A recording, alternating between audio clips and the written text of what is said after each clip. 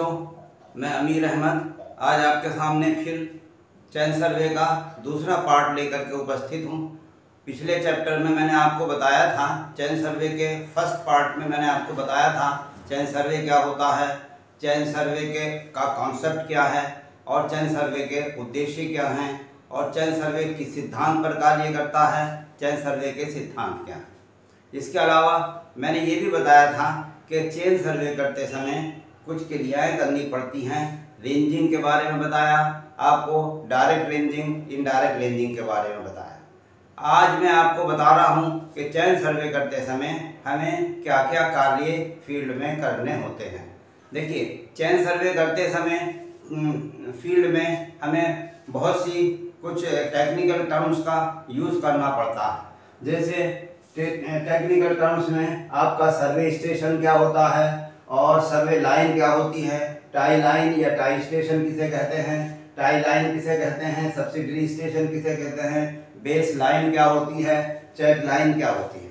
इसके अलावा आज हम डिस्कस करेंगे obstacles in chain survey, chain करते समय हमें बाधाएं क्या क्या आती हैं। और इसके अलावा हमारा अगला इसी में टॉपिक है दूसरा, चैन सर्वे में त्रुटियां यानी एरर इन चैन सर्वे।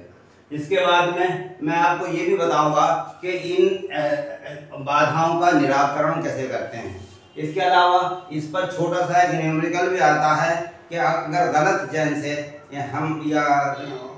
चैन से हमने कोई डिस्टेंस नाप लिया है तो उसको हम किस प्रकार संशोधित या करेक्ट कर सकते हैं। लिहाजा इस सारी थ्योरी को मैं आपको कोशिश करूंगा कि एक छोटा सा फिगर लेकर के और मैं आपको उसका बता सकूं। लिहाजा मैंने देखिए ये एक छोटा सा क्षेत्र लिया है जिसको ABCD से मैंने प्रदर्शित किया है। सबसे पहले आप ये समझिए कि इसको हम टेक्निकल भाषा में ये कह सकते हैं कि chain survey of a small area, कि किसी स्मॉल एरिया का चैन सर्वे आप किस प्रकार करेंगे। माना साहब, सबसे पहले इस स्मॉल एरिया का चैन सर्वे करते समय हम जाकर के प्राइमरी या प्रीलिमिनरी इंस्पेक्शन करते हैं और वहाँ पर बाई फुट जाकर के घूमते हैं और सबसे पहले हम सिलेक्शन ऑफ स्टेशन करते हैं, यानी उस एरिया को जिसे हमें सर्वे करना है उसमें जाकर के निरीक्षण करते हैं और वहाँ पर स्टेशन का सिलेक्शन करते हैं, सर्वे स्टेशन का। जैसे मिसाल के तौर पे कि अगर ये 4 लाइन हैं AB, BC और CD और DA, इनका मतलब ये है कि इन 4 लाइनों से बन के ये एक हमारा स्ट्रक्चर बना है जिसको हम कहते हैं ट्रैवर्स, हिंदी में कहते हैं इसे माला रेखा। इसकी डेफिनेशन इस प्रकार करेंगे कि कई कनेक्टेड लाइन से, मिली जुली लाइन से जो श्रृंखला बनती है उसे ट्रैवर्स कहते हैं। तो इंग्लिश में कहेंगे the connected line making a figure is called traverse. अगर हम इसको A बिंदु से स्टार्ट करके B और C और D पर होते हुए पुनः A पर आ जाते हैं तो ये क्लोज हो जाता है, इसे कहते हैं क्लोज सर्वे। तो इस पूरे एरिया को कवर करने के लिए हमने 4 स्टेशन निर्धारित किए जिसको हम कहते हैं सिलेक्शन ऑफ सर्वे स्टेशन। सबसे पहला बिंदु यही आता है, क्वेश्चन राइज होता है कि चेन सर्वे करते समय स्टेशन का सिलेक्शन करते समय आप किन किन बातों का ध्यान रखेंगे। तो सबसे पहले हम ये कह सकते हैं कि प्रत्येक station should be visible from each other, यानी अगर हम A पर खड़े हैं तो हमें उसका संलग्नक स्टेशन B और संलग्नक स्टेशन D दिखाई देना चाहिए। सिमिलरली अगर हम B पर खड़े हो जाएं तो हमें A और हमें C दिखाई देना चाहिए। अर्थात हम ये कह सकते हैं कि स्टेशन का सिलेक्शन हम इस प्रकार करेंगे कि हमने प्रत्येक स्टेशन से उसके संलग्नक बिंदु हमें दिखाई दें। चलिए आगे चलते हैं। तो इस तरीके से हमने ये 4 स्टेशन सेलेक्ट कर लिए, A, B, C, D। अब आप देखेंगे कि मैंने इन स्टेशन को त्रिभुज के अंदर शो किया हुआ है। लिहाजा पहली बात तो ये है कि सर्वे स्टेशन को या मेन स्टेशन को, इसका नाम मेन स्टेशन भी होगा, इसका नाम सर्वे स्टेशन भी होगा, इसको हम त्रिभुज में शो करते हैं और उसके अंदर कैपिटल लेटर लिखते हैं, याद रहे, भूलना नहीं। इस तरीके से ए बिंदु लिया हमने और अपनी कॉपी में नक्शा बनाते समय हमने त्रिभुज बनाया और त्रिभुज का एपेक्स ऊपर को होना चाहिए बिल्कुल सामने और नॉर्थ डायरेक्शन में, लिहाजा हमने इसके अंदर कैपिटल लेटर लिख लिया, इसीलिए बी और बी में भी एक कैपिटल लेटर लिख लिया, त्रिभुज बनाया। तो ये दो बिंदु हैं ए और बी। अब इन दोनों बिंदुओं के बीच में जो पिछले चैप्टर में हमने पढ़ाया था चेनिंग और रेंजिंग, इसका मतलब एक रेंजिंग रॉड यहां पर लगाई, एक रेंजिंग रॉड ए बिंदु पर लगाई और एक रेंजिंग रॉड बी बिंदु पर लगाई और लगाने के बाद हमने इसकी रेंजिंग की, यानी लाइन को सीधा किया। अब हमारा उद्देश्य है कि ए से लेकर बी तक सर्वे करना, चेन सर्वे, लिहाजा हमने अब इसे ए से लेकर बी तक का डिस्टेंस नापेंगे और नापते समय जो भी चीज इसके दाएं बाएं हमें मिलेगी उसे नापते चले जाएंगे। लिहाजा हमने फील्ड बुक उठाई और फील्ड बुक में हमने एक पेज खोला और पेज में हमने नीचे ए और ऊपर बी इसी तरह से त्रिभुज बना करके शो कर दिए। अब हम चले जीरो से जब हम चले तो सबसे पहले यहाँ इतने डिस्टेंस चलने पर हमें ये पोल दिखाई दिया, इलेक्ट्रिक पोल, लिहाजा अब हमने ये यहाँ से लेके यहाँ तक रेंजिंग की हुई है, लाइन को सीधा कर रखा है। अब यहाँ पर हमने ये हॉरिजॉन्टल डिस्टेंस नापा और नापने के बाद ये हम ए तक इस पोल तक आए और पोल तक हमने ये डिस्टेंस नापने के लिए इस पर डाला सब ऑफसेट, इसे कहते हैं खसका, यानी चेन लाइन पर छोटा डिस्टेंस जो दाएं बाएं नापते हैं और किसी चीज को दर्शाता है वो ऑफसेट कहलाता है। लिहाजा ये डिस्टेंस हमने यहाँ से यहाँ तक का नोट कर लिया फील्ड बुक में और ये डिस्टेंस यहाँ से यहाँ तक नोट कर लिया और इसकी फिगर हमने इसी तरीके से पोल की बना दी अपने लेफ्ट साइड में। जब हम ए से बी की तरफ जा रहे हैं तो ये वाली साइड मेरी लेफ्ट साइड होगी और इधर वाली राइट साइड होगी, लिहाजा लेफ्ट साइड में हमें पोल पड़ा और पोल पर हमने इतना डिस्टेंस हॉरिजॉन्टल लेकर के ये परपेंडिकुलर डिस्टेंस ले लिया, इसका मतलब यहाँ पर हमने खसका डाल दिया। चलिए आगे चलते हैं। जब आगे चले तो आगे चलने के बाद हमें ये एक बिल्डिंग दिखाई दी साहब जो अंदर की तरफ थी, लिहाजा अब हमने यहाँ से लेकर के यहाँ तक का डिस्टेंस और नापा और नापने के बाद ये फिर ऑफसेट डाल दिया, तो इसका मतलब ये बिल्डिंग का ये कोना आ गया। सिमिलरली जब आगे चले तो यहाँ तक डिस्टेंस हॉरिजॉन्टल हुआ और ये हमने एक खसका डाला और ये हमारी फ्रंट जो दीवार आ गई जो कि हम यहाँ से देख सकते हैं। ये वाली दीवार हम पीछे वाले नहीं नाप सकते, इसलिए नहीं नाप सकते क्योंकि हमें वहां से दिखाई नहीं दे रही। तो इस तरीके से ए और बी तक हम गए और जो भी चीज हमें दिखाई दी हम वो नापते हुए चले गए। एक बात, इसका मतलब ये वाला ए हुआ सर्वे स्टेशन, बी हुआ सर्वे स्टेशन और ए बी को मिलाने वाली रेखा हुई सर्वे लाइन। तो यहाँ पर दो आपको सर्वे स्टेशन की डेफिनेशन मालूम हो गई, इसी को मेन स्टेशन भी कहते हैं। दो बिंदुओं को मिलाने वाली रेखा सर्वे लाइन, यानी मेन बिंदु को मिलाने वाली रेखा सर्वे लाइन या मेन लाइन कहलाती है। अब देखिए टाई स्टेशन के बारे में बताता हूँ। अभी जो हमने यहाँ से इस बिल्डिंग पर ऑफसेट डाला था, देख रहे हैं आप, तो हम केवल फ्रंट वाल या फ्रंट साइड इसकी बिल्डिंग की नाप पाए थे, लेकिन हमें पीछे वाली बिल्डिंग की लाइन या दीवार नहीं दिखाई दे रही थी। लिहाजा अब हमने क्या किया कि इस बिल्डिंग को पार करते हुए एक बिंदु इधर लिया T1 और एक बिंदु लिया इधर T2 और इनको हमने बजाय त्रिभुज के गोले के अंदर दर्शाया। ठीक है, लिहाजा इस देखिए अब ऐसा बिंदु जो कि गोले के अंदर दर्शाया गया है और जिसमें उसका नाम T1 T2 लिखा हुआ है, या हम ये वाले बिंदु कहलाते हैं टाई स्टेशन, या दूसरे शब्दों में इसे सब्सिडरी स्टेशन भी कहते हैं, हिंदी में उपबिंदु कहते हैं। क्यों लिए हम ये और इससे इस बिंदु को रेंजिंग की बिल्कुल उसी तरीके से जैसे यहाँ किया था, एक रेंजिंग रॉड यहाँ एक रेंजिंग रॉड यहाँ, दोनों के बीच में हमने रेंजिंग की और चेनिंग अब हमें करनी है। तो जब हम यहाँ से आगे को चले तो बिल्डिंग से पहले देखिए यहाँ एक तालाब आ गया, तो सबसे पहले हमने ये डिस्टेंस नापा इतना, उसके बाद में ये खसका डाल दिया जिसे ऑफसेट कहते हैं, दूसरा खसका ये डाल दिया यहाँ आकर के, तो ये हमें तालाब मिल गया और हमने ये तालाब दर्शा दिया। लेकिन हम ये देख रहे हैं कि बाईं तरफ हमारे बिल्डिंग भी है, लिहाजा इसी लाइन पे इतना डिस्टेंस नापने के बाद ये बिल्डिंग का किनारा और दूसरे जहां बिल्डिंग समाप्त हो रही है वो डिस्टेंस, इसका मतलब T1 T2 जो हमारी टाई लाइन है उस दोनों बिंदुओं को मिलाया तो वो लाइन कहलाई टाई लाइन। टाई लाइन पे जब हम चले तो हमने ये वाली साइड जो कि मेन लाइन से या सर्वे लाइन से हम नाप नहीं पाए थे उसको हमने यहाँ से नाप लिया। इसका काम बिल्कुल उसी तरीके से जिस तरीके से सर्वे लाइन का चेनिंग और रेंजिंग हम करते हैं, 2 स्टेशन लेते हैं ए और बी, इसी तरीके से टाई लाइन को भी 2 बिंदुओं से दर्शाते हैं। टाई बिंदु को सर्किल से, मेन स्टेशन को त्रिभुज से, और इसी तरीके से 2 सर्किल लेकर के उसमें उसका नाम लिख दिया और इस लाइन को मिला दिया। इसका मतलब ये, अगर आपसे कोई मालूम ये करे कि टाई लाइन क्यों डाली जाती है या टाई लाइन का क्या कार्य है, तो सीधे कह दीजिए कि मेन स्टेशन या मेन लाइन से जो बिंदु या इंटरनल डिटेल कह लीजिए, जो अंदर के बिंदु हम नाप नहीं पाए उसको नापने के लिए हम टाई लाइन डालते हैं। समझ रहे ना? तो ये वाली हम चूंकि इधर से नाप नहीं पाए थे तो लिहाजा बैक साइड हमें नापने के लिए टाई लाइन डालनी पड़ी। इसका मतलब ये बेटा हो गया टाई स्टेशन, ये टाई स्टेशन दोनों को मिलाने वाली रेखा टाई लाइन, लिहाजा ये भी हो गया था टाई स्टेशन। टाई स्टेशन का दूसरा नाम सब्सिडरी स्टेशन, और दोनों सब्सिडरी स्टेशन को मिलाने वाली लाइन टाई लाइन। अब बेटा एक चीज रह जाती है बेस लाइन, बहुत इंपॉर्टेंट लाइन है ये भी। बेस लाइन की हिंदी है आधार रेखा।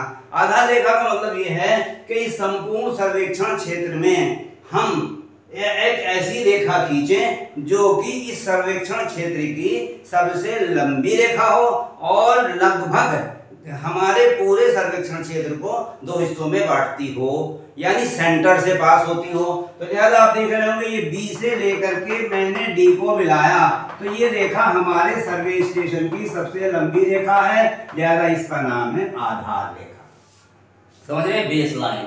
इसका मतलब मैंने आपको मेन स्टेशन बता दिया और मेन लाइन बता दी, आपको टाई स्टेशन बता दिया, टाई लाइन बता दी, आपको बेस लाइन मैंने बता दी, बेस लाइन की डेफिनेशन मैंने बता दी। यहाँ तक हम आ गए साहब। अब एक चीज रह जाती है साहब, चेक लाइन। चेक लाइन का मतलब है पड़ताल रेखा। इसका मतलब है कि ये जो हमने सर्वे किया यानी चेन सर्वे, इसका उद्देश्य हमारा ये है कि हमें जाकर के नक्शा बनाना है। लिहाजा इन मेजरमेंट को लेकर के अपने कमरे पर या अपने ऑफिस में बैठकर एक शीट के ऊपर हम इसका नक्शा बनाते हैं। नक्शा बनाने के लिए हम मदद लेते हैं अपनी फील्ड बुक से। फील्ड बुक से हमने मेजरमेंट लिए और कोई स्केल अपना एज्यूम किया, जिसे कहते हैं RF, रिप्रेजेंटेटिव फ्रैक्शन हमने लिया, और उसके अनुसार इस रेखा की लंबाई, इस रेखा की लंबाई, इस रेखा की लंबाई, इस रेखा की लंबाई हमने मानते हुए, स्केल मानते हुए और नक्शे पर खींच ली ये लाइन। तो ये हमारा ये हो गया पूरा सर्वेक्षण क्षेत्र। और बिल्कुल इसी तरीके से दाएं और बाएं जो चीज हमें सर्वे करते समय, चेन सर्वे करते समय हमने पाई, वो हमारी फील्ड बुक में, चेन सर्वे की फील्ड बुक में थी, और दाएं वाली दाएं तरफ प्रदर्शित हो रही थी, बाएं वाली बाएं तरफ, जो मेन लाइन से खस के डाल करके हमने मेजर किए थे। लिहाजा जो नक्शा अब हमने अभी अभी शीट पर बनाया, एक स्केल लेकर के उसकी प्रत्येक लाइन पर, प्रत्येक रेखा पर वो सारे ऑब्जेक्ट दिखा दीजिए जो कि दाएं या बाएं प्रत्येक लाइन के पड़ रहे हैं, जिनको हम ऑफसेट कहते हैं। ठीक है साहब, तो उससे हमने ये सब दिखा दिया। तो अब मैं बात कर रहा था कि तो फिर चेक लाइन क्या हुई। इसका मतलब है कि इसी तरह की आकृति हमारे पास शीट में आ गई।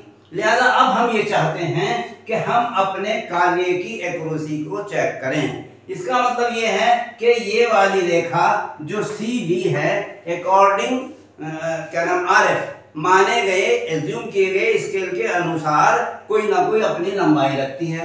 मान लीजिए हमने 1 सेंटीमीटर इक्वल टू 10 मीटर रखा, इसका मतलब 10 सेंटीमीटर की लाइन 100 मीटर को शो कर रही है। तो ये हमारी लाइन जो थी CD, ये 100 मीटर की है। ठीक है, तो 100 मीटर की हमने खींच रखी। लेकिन अब अगर हम इसे चेक करें, और चेक करने के बाद यहाँ पर एक लाइन कोई खींचें यहाँ पर, और इस लाइन को खींचें और नापें शीट के ऊपर, तो हमें इतना डिस्टेंस जितना ये है वो आना चाहिए। यानी इसका मतलब कार्य की एक्यूरेसी को चेक करने के लिए हम चेक लाइन का प्रयोग करते हैं या चेक लाइन खींचते हैं। तो बेटा इस तरीके से मैंने आपको ये सारी लाइनें बता दी। आप एक इस तरह से फिगर बनाइए और फिगर बना करके सबको याद कर सकते हैं बगैर रटे। तो इस तरीके से आपके ऑब्जेक्टिव टाइप का एग्जाम होना है, बहुत सारी चीजें आपसे पूछी जाएंगी, इस तरीके से आप आसानी से बता सकते हैं। अब मैं समझता हूँ बेटा आपको समझ में आ जाना चाहिए, इतने आसान शब्दों में मैंने आपको बताया। चलिए अब आगे चलते हैं। इसके बाद आता है साहब obstacle in chain survey. Chain survey करते समय कितनी बाधाएं आ सकती हैं, समझिए साहब। तो चेन सर्वे करते समय जो बाधाएं होती हैं बेटे वो 3 प्रकार की हो सकती हैं। कैसे? नंबर 1, जबकि हम जब हम सर्वे कर रहे हों तो कोई ऐसी स्थिति आ जाए कि हम रेंजिंग कर सकते हों, लेकिन चेनिंग हमारी when ranging is free but चेनिंग is obstructed, यानी हम चेनिंग ना कर सकते हों, ठीक है जी।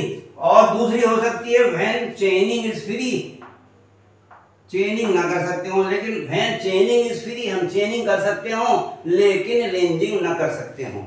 दो चीजें होती हैं, एक बेटा चेनिंग, एक रेंजिंग। चेनिंग का मतलब डिस्टेंस नापना, रेंजिंग का मतलब लाइन को सीधा करना, यानी वो स्थिति जिस स्थिति में हम देख तो सकते हो, रेंजिंग हमारी फ्री हो लेकिन हम उसके ऊपर चेन ना डाल सकते हो, यानी देख सकते हो लेकिन चेन न डाल सकते हो।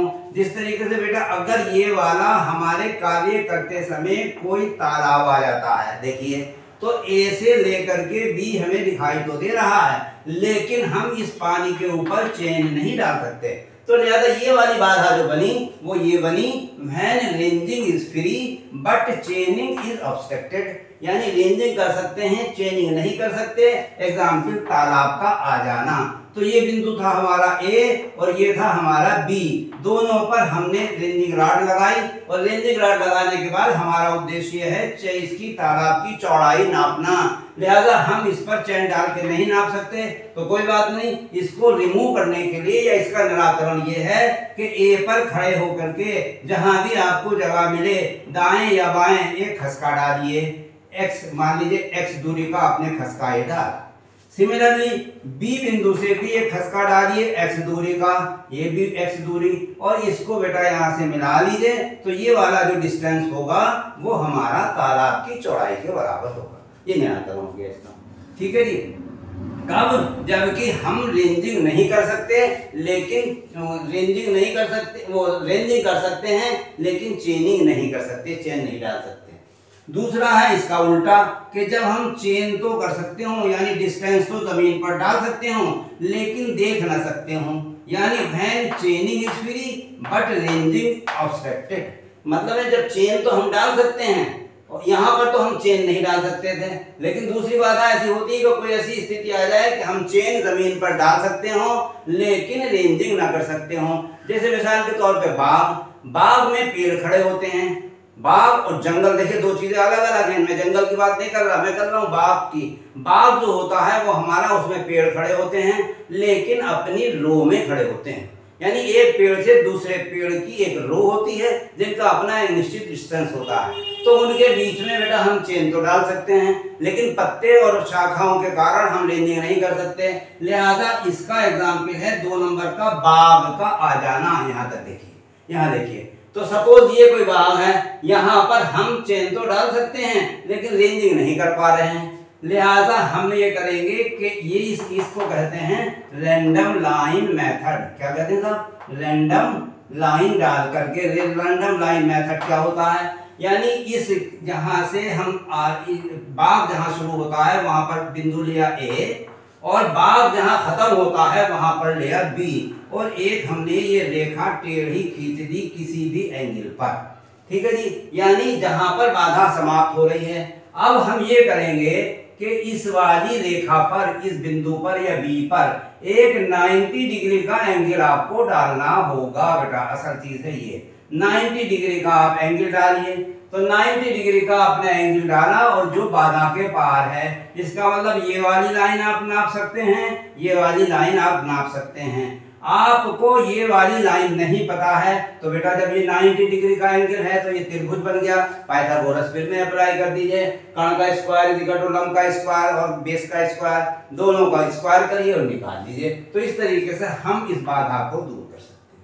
तीसरे प्रकार की बाधा हो सकती है बेटा व्हेन बोथ आर ऑब्स्ट्रक्टेड, यानी ऐसी बाधा जिसमें न तो चेनिंग की जा सकती हो न तो रेंजिंग की जा सकती हो, यानी पूरे मकान का आ जाना। ये कोई एक मकान आ गया हमारे रास्ते में या दीवार खड़ी है वो आ गई जिसके आर पार हम देख नहीं सकते, तो भाई ये वाला बिंदु ए जो हमारी बाधा के बाहर, उसके बाद एक रेंजिंग डाली जो बाधा के बाहर, रेंजिंग रॉड लगाई हमने दो, एक इधर लगाई एक इधर, और बिल्कुल उसी तरीके से इस पर भी लंब डाला इस पर भी लंब डाला और दोनों को मिला दिया। इस प्रकार ये वाली रेखा इस रेखा के बराबर हो गई।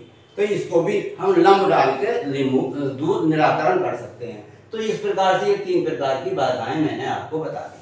सवाल आता है कि कितने प्रकार की बाधाएं होती हैं, कि साहब 3 प्रकार की, जबकि हम चेनिंग कर सकते हो रेंजिंग ना कर सकते हो एक बाधा, दूसरी बाधा उसकी उल्टी रेंजिंग कर सकते हो चेनिंग ना कर सकते हो, और तीसरी बाधा दोनों में से कुछ ना कर सकते हो।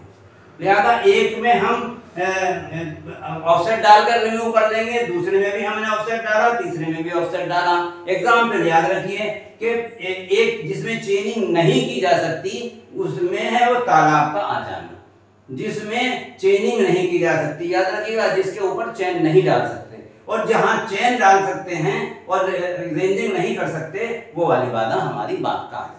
तीसरा जहां पर न तो चेन डाली जा सकती हो न रेंजिंग की जा सकती हो उसका है भवन का आ जाना। तो तीनों तरह के हम इसको रिमूव या निराकरण कर लेंगे। अब इसके बाद में अगला बिंदु बेटा आता है हमारा एरर इन चेन सर्वे, कि चेन सर्वे में कितने प्रकार की एरर्स होती हैं। एरर्स माने त्रुटियां।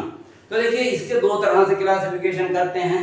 अगर एग्जाम में ये आ जाता है कि एरर कितने प्रकार की होती हैं, या ये आ जाता है कि मुख्यतः एरर कितने प्रकार की होती हैं, मुख्यतः अलग आ जाता है, तो एरर का क्लासिफिकेशन या मेन क्लासिफिकेशन हम कर सकते हैं 2 तरह की हो सकती हैं एरर। कैसे साहब, एक क्यूमुलेटिव एरर, एक कंपनसेटिंग एरर। क्यूमुलेटिव एरर की हिंदी है संचयी त्रुटियां, यानी ऐसी त्रुटियां जो लगातार बढ़ती चली जाती हैं, भले पॉजिटिव साइड में बढ़े भले नेगेटिव साइड में बढ़े। जैसे मिसाल के तौर पे मैं कहूं एक चैन है जो कि एक कड़ी छोटी है, हम उसको यूज कर रहे हैं, हमने उससे डिस्टेंस नापा, तो हर बार बेटा एक कड़ी के बराबर हमने डिस्टेंस कम नापा ना, लिहाजा वो कमी हमारी हर बार बढ़ती चली गई, वो निगेटिव एरर हो गई लेकिन लगातार बढ़ रही है। इसी तरह से अगर कोई चैन हमारे पास ऐसी है जो एक कड़ी लंबी है, अब हम उससे डिस्टेंस नाप रहे हैं तो हर बार एक कड़ी के बराबर डिस्टेंस नाप रहे हैं, लिहाजा वो भी बढ़ती चली जा रही है लेकिन वो पॉजिटिव डायरेक्शन में। तो ऐसी एरर जो एक ही ओर को लगातार बढ़ती हैं पॉजिटिव साइड में या नेगेटिव साइड में, वो एरर कहलाती हैं क्यूमुलेटिव एरर। ठीक है साहब, समझ गए आप। दूसरी एरर हो सकती हैं कि जो एक बार बढ़ी दूसरी बार घट गई, यानी टेम्परेचर का कम ज्यादा हो जाना, तो जो जितनी एक बार बढ़ी दूसरी उतनी बार माइनस हो गई, लिहाजा इसका असर नहीं पड़ता, या लिहाजा ये वाली एरर जो होती है कंपनसेट होती चली जाती हैं, लिहाजा इन्हें कहते हैं कंपनसेटिंग एरर। तो इन दोनों में घातक एरर कौन सी है साहब, इन दोनों में घातक एरर है क्यूमुलेटिव एरर जो लगातार बढ़ती चली जाती हैं। तो मैंने आपको बताया ये मेन डिवीजन था इसका एरर का। Number 1 cumulative error, number 2 compensating error. Cumulative error का मतलब लगातार बढ़ना, भले नेगेटिव साइड में हो भले पॉजिटिव हो। कंपनसेटिंग एरर का मतलब एक बार बढ़ना एक बार घटना और रिजल्ट शून्य, इसका मतलब इसका कोई प्रभाव नहीं पड़ेगा कंपनसेटिंग एरर का, जबकि क्यूमुलेटिव एरर का हमारे रिजल्ट पर प्रभाव पड़ता है। चलिए साहब, दूसरा क्लासिफिकेशन हम एरर का कर सकते हैं कि एरर अगर खाली आ जाता है कि एरर का क्लासिफिकेशन करिए, वर्गीकरण करिए, तो एरर बेटा 3 प्रकार की होती हैं। एक होती है नेचुरल एरर, एक होती है इंस्ट्रूमेंटल एरर, एक होती है पर्सनल एरर। अब एक एक करके, नेचुरल एरर वो होती है जो कि प्रकृति के कारण होती हैं, जैसे टेम्परेचर का घटना बढ़ जाना, बारिश का हो जाना इत्यादि, तो इस पर तो हमारा कोई कंट्रोल है नहीं, ये नेचुरल एरर। दूसरी एरर होती है इंस्ट्रूमेंटल एरर, उपकरण के का खराब हो जाने के कारण हमारे कार्य में एरर का आना, लिहाजा हम उपकरण को सही कर सकते हैं। तो ये इंस्ट्रूमेंटल एरर हुई जो कि इंस्ट्रूमेंट के कारण होती हैं, उपकरण के कारण होती हैं। नेचुरल एरर वो ही जो नेचर के कारण होती है। तीसरी एरर होती है पर्सनल एरर, जो हमारी व्यक्तिगत एरर कहलाती है या हमारे खुद पर्सनल हम करते हैं। जैसे हमारा सहायक ने हमें बोला खड़े होकर के 9 मीटर, हमने सुना 2 मीटर, तो हमने 9 का 2 लिख लिया, या हमें लिखना था 2, हमने लिख दिया 0.2, तो ये हमारी पर्सनल एरर हुई। इसका मतलब ये एक नेचुरल एरर, एक इंस्ट्रूमेंटल एरर, एक पर्सनल एरर। लिहाजा मैंने अब आपको ये एरर भी बता दी, मैंने आपको बाधाएं भी बता दी, मैंने आपको सारी की सारी चेन भी बता दी, और बाधाओं में मैंने ये 3 प्रकार की बाधाएं बता दी। मैं समझता हूँ ये अब आपको समझ में आ गया होगा। चलिए अब आगे चलते हैं कि इसमें न्यूमेरिकल किस प्रकार के आते हैं बेटा। देखिए एक इसके अंदर बहुत ही छोटा सा फार्मूला यूज होता है, क्या है, एरोनियस लेंथ, या जिसे कहते हैं wrong length and it's correction, गलत लंबाइयां और उनका करेक्शन हम किस प्रकार से करते हैं। लिहाजा ये भैया एक वो है, इसे याद रखिएगा, formula L into D is equal to L1 D1। बहुत आसान है, L into D L1 D1। अब जरा से बस ये समझ लीजिए कि L क्या है, D क्या है। देखिए मैंने लिखा है L is the standard length of chain. Standard length of chain का मतलब है कि जो चेन जितनी बड़ी रखी गई है, यानी 2 तरह की बताई थी हमने मीट्रिक चेन आपको, 20 मीटर या 30 मीटर। तो स्टैंडर्ड लेंथ का मतलब है कि वो चेन पूरी अपने स्टैंडर्ड लेंथ की होनी चाहिए। अगर 20 के लिए है तो 20 और 30 के लिए है 30। इसका मतलब L का मतलब है स्टैंडर्ड लेंथ, यानी चेन की लंबाई, सही चेन की लंबाई, चेन की सही लंबाई याद रखिएगा। दूसरा है साहब L1 डिफेक्टिव लेंथ, यानी चेन की डिफेक्टिव लेंथ, स्टैंडर्ड ना हो बल्कि कम हो या ज्यादा। तो एक चेन, एक हुई स्टैंडर्ड लेंथ और एक हुई डिफेक्टिव लेंथ। चेन का मतलब स्टैंडर्ड लेंथ का मतलब चेन की सही लंबाई, और L1 का मतलब डिफेक्टिव लेंथ यानी उसकी गलत लंबाई। तीसरा डी का मतलब है एक्चुअल डिस्टेंस, यानी जो हमने डिस्टेंस नापा है या जो हमारा डिस्टेंस है ए और बी के बीच में, एक्चुअल, यानी स्टैंडर्ड लेंथ से, अगर स्टैंडर्ड चेन से हम सही चेन से अगर हम नापें तो वो एक्चुअल डिस्टेंस आएगा। लिहाजा डी का मतलब एक्चुअल डिस्टेंस। उसके बाद D1 का मतलब है मेजर्ड डिस्टेंस। एक हुआ एक्चुअल डिस्टेंस, एक हुआ मेजर्ड, यानी अगर हमें गलत चेन मिल गई और गलत चेन से हमने कोई डिस्टेंस नापा तो वो नापा गया डिस्टेंस हुआ, जिसे हम कहते हैं मेजर्ड डिस्टेंस। और एक्चुअल डिस्टेंस वो हुआ जो सही चेन से हमने नापा। तो इन चारों को याद रखिएगा बेटा। L का मतलब स्टैंडर्ड लेंथ यानी चेन की सही लंबाई, L1 का मतलब डिफेक्टिव लेंथ यानी चेन की गलत लंबाई, D का मतलब एक्चुअल डिस्टेंस, सही डिस्टेंस 2 बिंदुओं के बीच में, D का मतलब मेजर डिस्टेंस। अब साहब इसको हम एक क्वेश्चन करके मैंने सॉल्व किया है। देखिए मान लीजिए correct length of A line 270.50, यानी ये एक्चुअल डिस्टेंस है कि 2 बिंदुओं के बीच में। Correct length of A line, एक किसी लाइन की लंबाई 270.50 है, तो बेटा ये क्या हुई, करेक्ट डिस्टेंस, जिसे हमने कहा एक्चुअल डिस्टेंस, ये टी। दूसरा है standard length of a chain 30 metre, यानी चेन की सही लंबाई 30 मीटर है। ये हमारा सही डिस्टेंस है, ये हमारी सही लंबाई है चेन की।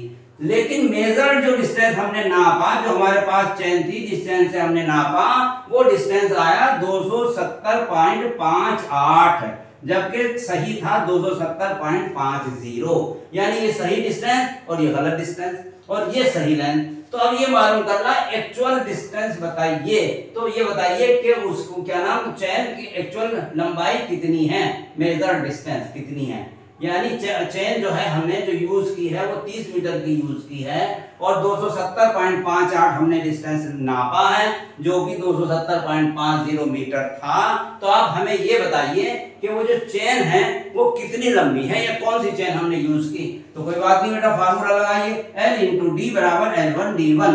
अब हमें यहाँ पर L1 निकालना है, गलत चेन की लंबाई, लिहाजा इसी फार्मूले से L1 निकाल लीजिए, यानी D1 आ जाएगा इस साइड में इक्वल के और L इंटू डी आ जाएगा इस साइड में, यानी L into D upon D1 is equal to L1।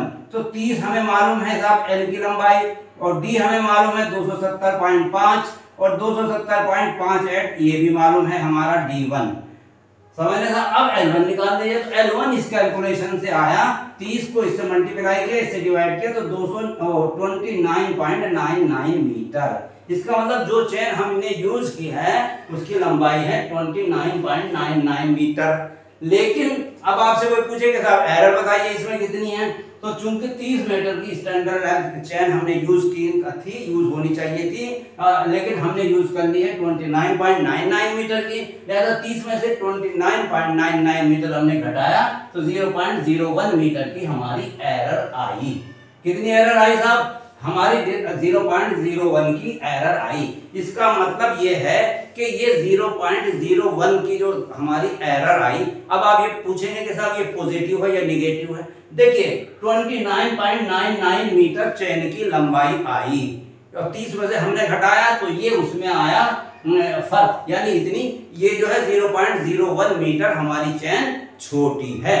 तो ये तो हुई एरर। अब अगर आपसे कोई पूछे तो फिर इसमें करेक्शन कितना होगा इसे सही करने के लिए, तो बेटा ये नेगेटिव है एरर, लिहाजा करेक्शन इसमें पॉजिटिव होगा, यानी 0.01 मीटर हम डिस्टेंस उसका बढ़ा दें। और कैसे बढ़ाएंगे? कि कोई हमारी कड़ी हो सकता है टेढ़ी हो रही हो तो हथौड़े से मार के उसे सीधा कर दो, हो सकता है हमारा एक रिंग कम हो तो हम उसमें एक रिंग डाल दें। इसका मतलब इस तरीके से ये आपका सवाल आएंगे और यहीं पर ये आज मेरा टॉपिक समाप्त होता है। फिर मिलते हैं अगले टॉपिक में। उम्मीद करता हूँ आपकी समझ में आ गया होगा, बहुत आसान है। अब इस पर मैं अगले टॉपिक में मैं MCQs यानी ऑब्जेक्टिव टाइप के क्वेश्चन लेकर के उपस्थित होऊंगा। उम्मीद करता हूँ कि आप जो है इसको इत्मीनान से और धैर्य से सुनेंगे, सुना होगा आपने, दोबारा फिर पढ़ लेंगे और आपकी समझ में आ गया होगा। समझ में आ रहा हो तो लाइक करिए और अपने दोस्तों को शेयर करिए और सब्सक्राइब करिए। धन्यवाद।